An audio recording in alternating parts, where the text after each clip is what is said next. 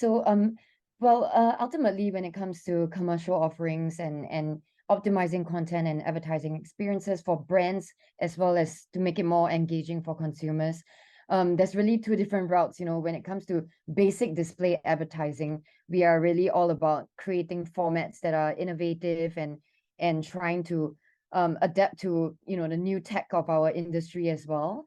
So what I really suggest for publishers ultimately is that we have to keep up with the trends, especially in ad tech, and understanding the changes in terms of formats and what users and consumers enjoy. So we really should think about enhancing placements that are especially uniquely mobile focused.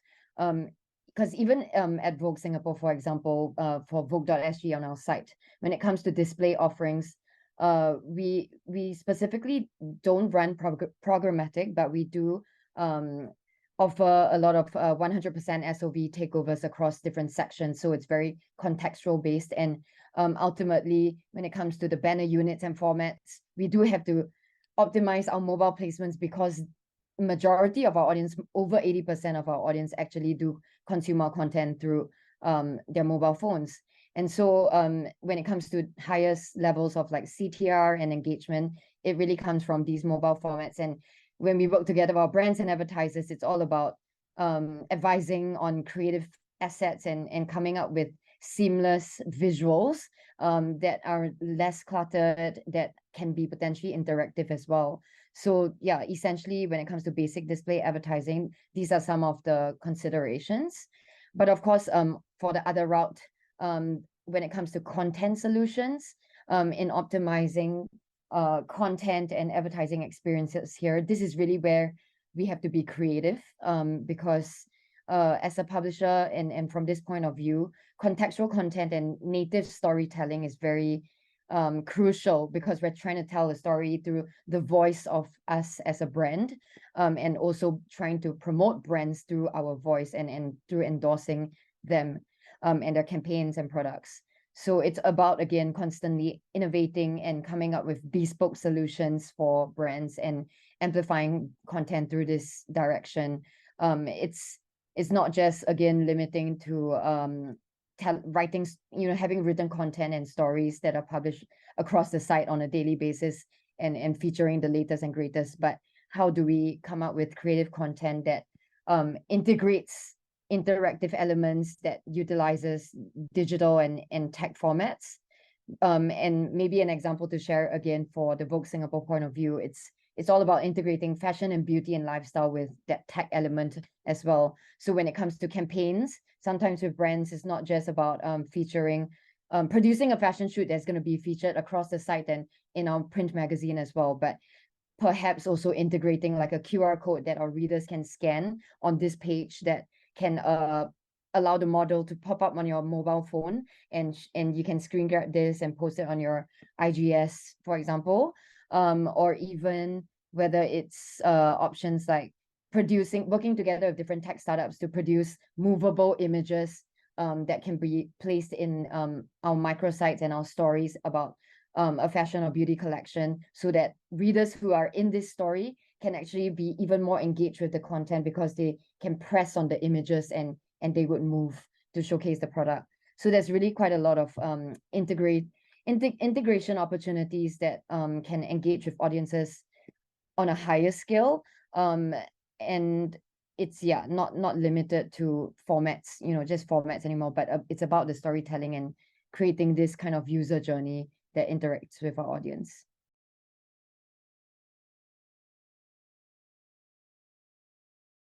So when it comes to contextual advertising in specific, maybe I'll bring up display campaigns and how we offer them. So essentially, what I mentioned was that we do offer 100% SOV brand exclusive campaigns, because this is the nature of our luxury industry.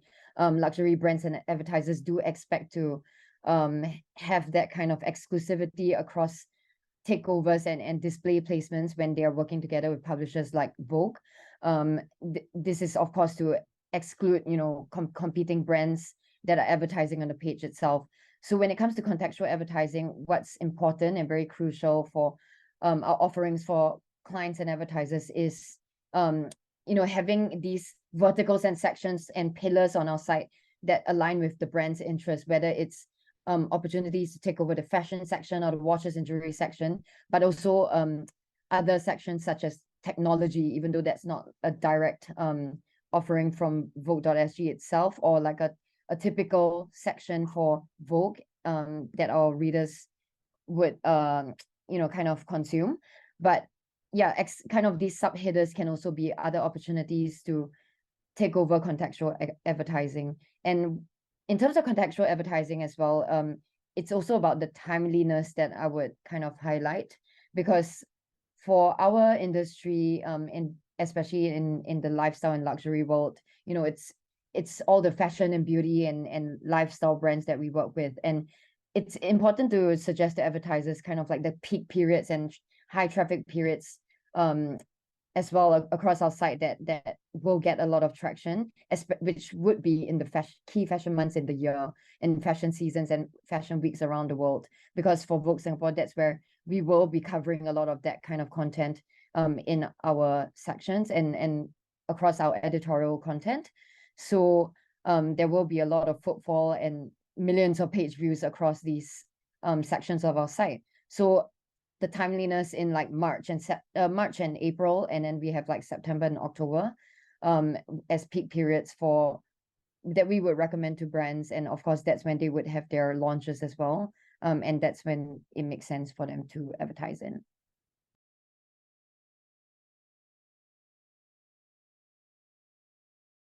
Challenges and opportunities that are coming up in the APAC region in the foreseeable future. So ultimately, it is extremely competitive for publishers across our region, for sure.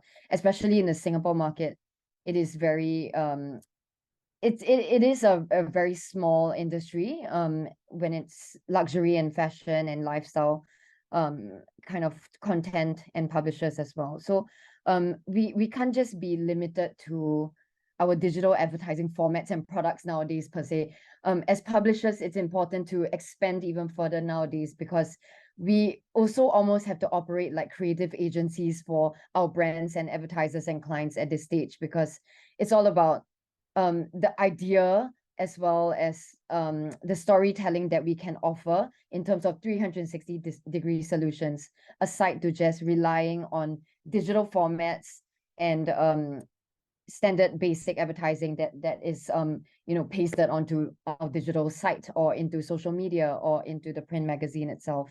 So yeah, what I would say in terms of challenges is really how to keep up with the trends and the opportunities that the trends and opportunities that are being innovated in the tech area, in the digital industries, and also catering to consumers, because understanding that consumers are also getting much smarter with shorter attention spans, and even things like topics like banner blindness in the past decade has also been a thing.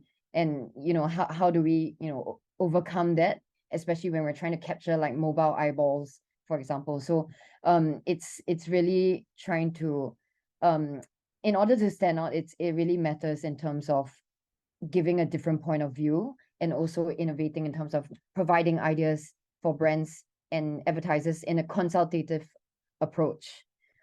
Yeah, rather than a standard advertising approach.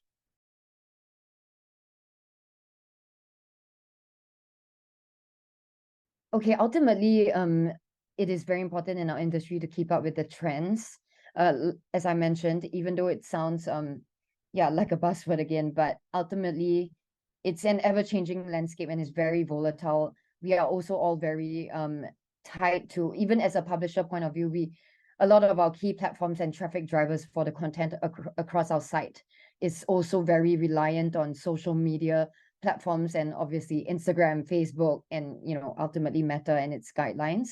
So what I really suggest in this case for publishers in assisting advertisers on building engagement, it's definitely to push for constant innovation and not to just stick to the status quo, to really understand especially social media, because this is where a lot of our audiences are. Even if we have a huge captive audience in our on our digital site alone with like millions of page views and traffic every single month. A lot of our audiences also are consuming our content through our Instagram page, our Facebook page, even on YouTube, and of course, eventually TikTok for us as well, even though we haven't built the VOGUE Singapore channel on there yet. So yeah, we really need to take a very collaborative approach with brands and advertisers when we are pitching, when we are coming up with campaign ideas. Also whenever we do receive, you know, brand materials and creative assets from advertisers, it is really important to also share our publisher point of view on how we can guide them in what suits our audience, because it's really tailored to this. Publishers really need to understand what their audience consumes and what attracts them, and who is this target demographic that we own, and then how we can merge that with brands. Because for us, for VOGUE Singapore, for example, it's all about that affluent millennial and that premium lifestyle audience, as well as Gen Zs. So for sure, it's not just about that basic or standard advertising that can attract this crowd, because we have to create experiences also, not just on digital or print or on social media, but also maybe how we can combine events and offline experiences to create wider commercial offerings that can attract these audiences and build loyalty. So yeah, essentially engagement really spans not just limited to the digital and social and print offerings, but even into the offline experiences, how we can connect all this in a 360 level.